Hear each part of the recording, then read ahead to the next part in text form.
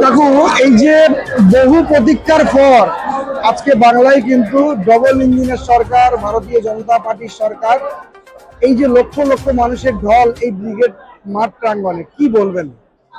আপনার চ্যানেলকে, আপনার ভিউয়ার্সকে লক্ষ লক্ষ কোটি কোটি প্রণাম, আর পশ্চিমবঙ্গবাসীকে কোটি কোটি প্রণাম। কারণ পশ্চিমবঙ্গে এক হয়েছে, হিন্দু কনস্টিটিউট হয়েছে। আমি থাকি বাইরে, তো আমি থাকি বাইরে বলে আমাকে অনেক কথা শুনতে হয় যে পরিযায়ীরা যে বাইরে গিয়ে কি করেছে, আমার রাজ্যটাকে শেষ করে দিয়েছে। কতদিন শেষ করেছে? সিদ্ধার্থ শঙ্কর রায়ের আমল থেকে আজ পর্যন্ত পশ্চিমবঙ্গে করাপশন, দুর্নীতি, মহিলাইজ, বেরোজগারি সবকিছু পশ্চিমবঙ্গে ভরা আছে, যেটা আমি বাইরের রাজ্যে গিয়ে এটা পাই না। আমি কেন? লেবার থেকে আরম্ভ করে ট্যালেন্টেড বিলিয়ন স্টুডেন্ট পর্যন্ত বাইরে গিয়ে কামায়।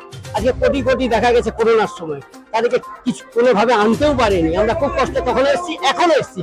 আমি বৃন্দাবন থেকে কমসে কম 28,000 7 দিন ধরে ট্রেনে উঠে 28,000কে পাঠিয়েছি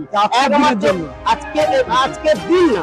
আমি এই ভোটটাকে, মনটাকে হারাবার জন্য, এই রাক্ষস রাজ, এই পুত্র রাক্ষসী রাজকে হারাবার জন্য। আমার কোনো পার্টি পলিটিক্সের কেউ কানেকশন নেই। আমি আম পাবলিক, কিন্তু আমার রাজ্যটাকে শান্তি থাকুক। আমি কামাবো পদ্ম ফুলে আর ভোট দেবো তৃণমূলে, এই দোচারিতা আমি চাই না। এখন সেই দিনটা দেখার জন্য আমি এসছি। আর আমি নরেন্দ্র মোদীকে ধন্যবাদ জানাবো, অমিত শাহজিকে ধন্যবাদ জানাবো, শুভেন্দু অধিকারীকে ধন্যবাদ জানাবো যে আপনারা অনেক ধৈর্যের পরীক্ষা দিয়ে আমাদের সাথে সাথ দিচ্ছেন।